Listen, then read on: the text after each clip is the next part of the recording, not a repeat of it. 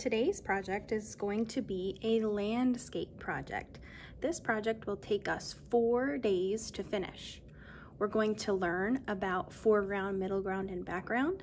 And in a landscape, when things are in the front, they are bigger, and as they get farther and further back, they get smaller and smaller. We're going to use pencils first, then we're going to outline with a Sharpie, then we're going to use crayons to color the whole picture. Let's go ahead and get started. So here's my paper. It's a little smaller than the one that I just showed you. That's because not everybody has really big paper, so we're going to use the small paper instead. The first thing we need to do is draw a line in the middle of the paper. Also, make sure that you hold your paper horizontally. If you hold it vertically, we're not going to have a lot of space down here for the vegetables. So hold your paper horizontally or side to side. So remember I said we need to draw a line. We're going to draw that line in the middle of your paper, but towards the bottom. It doesn't have to be at the very bottom, but it doesn't have to be at the very top, somewhere in the middle. This line is called the horizon line. This line is where the ground and the sky come together. The horizon line is the line in the background where the sky and the ground meet. Next, what we want to do is start drawing our lines for our garden, for our fruits and vegetables. So we want to start in the middle. We're going to draw a diagonal line. That's a line that is slanted. And then another one. So it kind of looks like a triangle. Now we need to draw lines beside those lines. But notice they are all diagonal lines. They're not straight up and down. They are slanted. So I'm going to start on this side. I'm going to draw my slanted line so that at the top, it's close to its neighbor, and at the bottom, it's farther away. Start closer to its neighbor, and then farther away. Start close, get farther away. Now we're going to do that on the other side.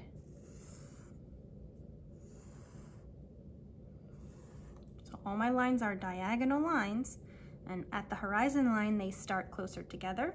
When they get down to the bottom of the paper, they are farther apart. Next, we need to start drawing some lovely fruits and vegetables down here in our garden. I'm going to show you how to draw a very, very easy fruit, watermelon. Super easy shapes and lines, super simple. But I also have this paper that can show you different fruits and vegetables that you could draw in your garden if you want to. If you are here in the classroom with us, I have these for each table to use and look at. If you are at home or using Google Classroom, I have put this handout on Google Classroom for you to look at. So I'm going to start with a fruit, my watermelon, and I'm going to start down here at the bottom. Watermelon is an oval shape, and I'm going to add some lines. Some zigzag lines. Now I'm going to draw another one above it, but because it's going back into space, it's going to be a little smaller because it's farther away.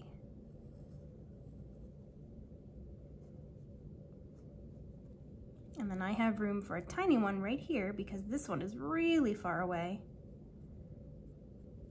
It's getting closer to the horizon line. When things get closer to the horizon line, they are farther away and they are much smaller than things that are in the front, which are much bigger.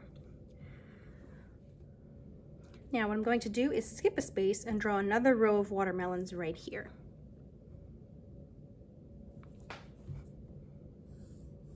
Big, medium, small.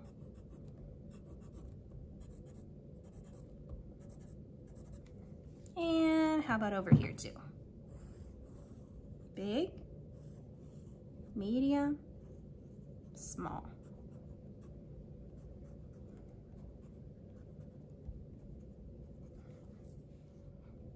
Now I'm looking at my paper here and I think I'm going to draw some pumpkins next. Pumpkins are round with some bumps on them. Start at the bottom. Big. Medium. Small. Add the stems and the lines. Curved lines. And I think I'm going to do the same thing over here. Big, medium, small, stems, and curved lines.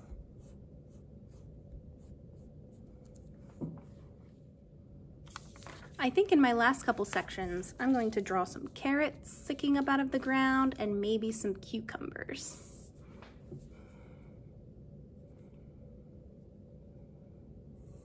Cucumbers are kind of the same shape as a watermelon except skinny.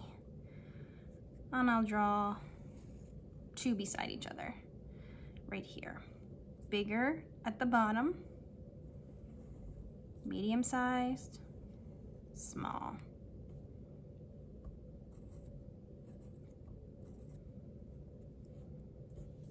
And here I'm going to draw some carrots.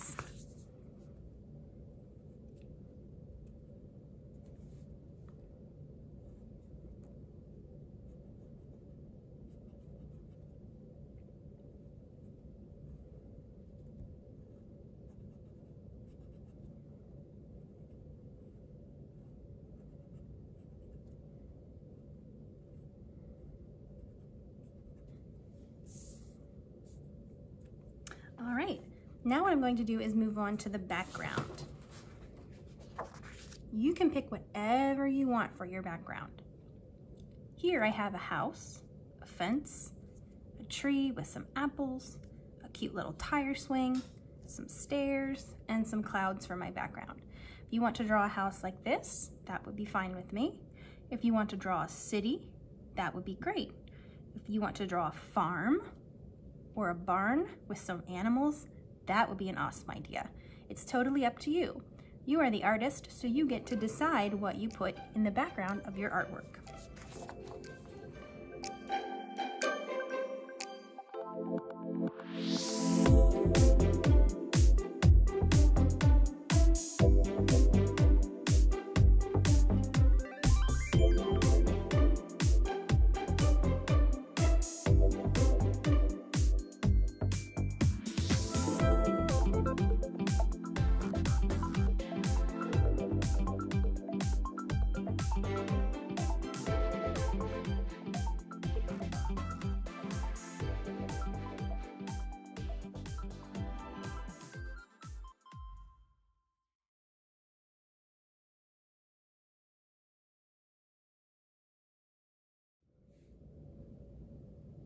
Can you guess, based on my details, what it is I chose to draw? If you guessed a farm and a barn, you would be correct. So now what I'm going to do is use my Sharpie marker and trace and outline everything I drew with pencil. When you're all done tracing with your Sharpie, erase any pencil lines you still see. Remember, draw, trace, erase.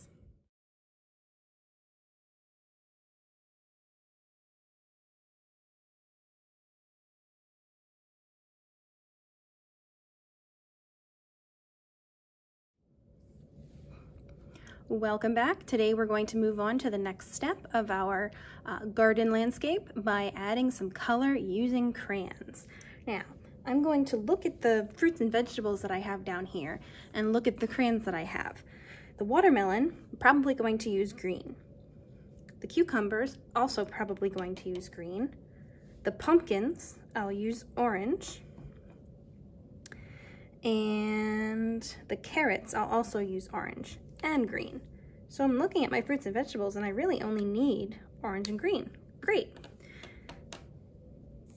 I'm going to start with the watermelon. When you're coloring, You don't need to press very hard at all. Very, very light pressure. Pressure is how hard you're pressing when you press on something. If you apply really hard pressure with a crayon, the color is going to get darker. If you use light pressure and you don't press as hard, it's going to be lighter. Now, when I was coloring this one, I used light pressure, so it turned into more a light green.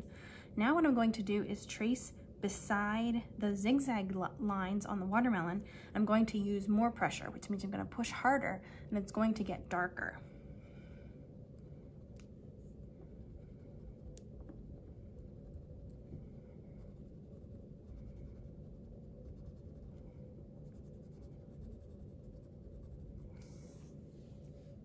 There we go. That's how you can make two different shades of the same color using one crayon. If you press lighter, it's going to be a lighter color. If you press darker, it's going to be a darker color.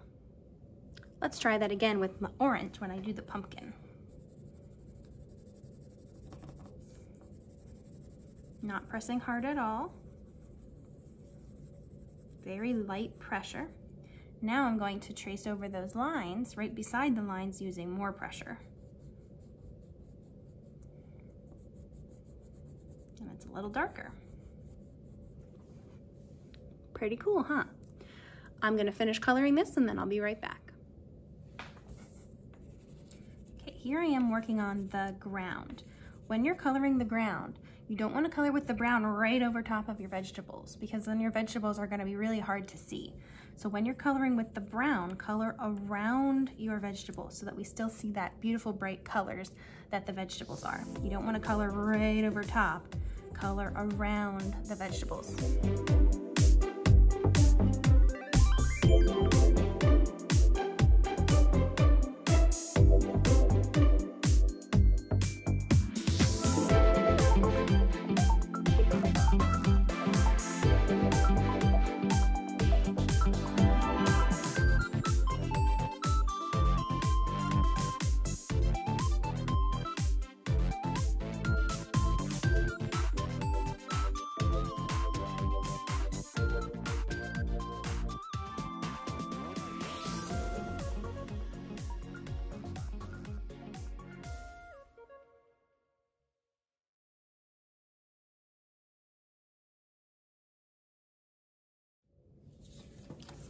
All right, the only thing I have left to color now is the sky. And I want to show you something. When you're coloring the sky, make sure you bring that sky color all the way down to the horizon line. If we look outside in real life and we look across the horizon line, we don't see the sky all the way at the top and then empty space here. It's all blue all the way down to the horizon line. So when you're coloring your sky, that blue has to go all the way across your paper and all the way down to the horizon line.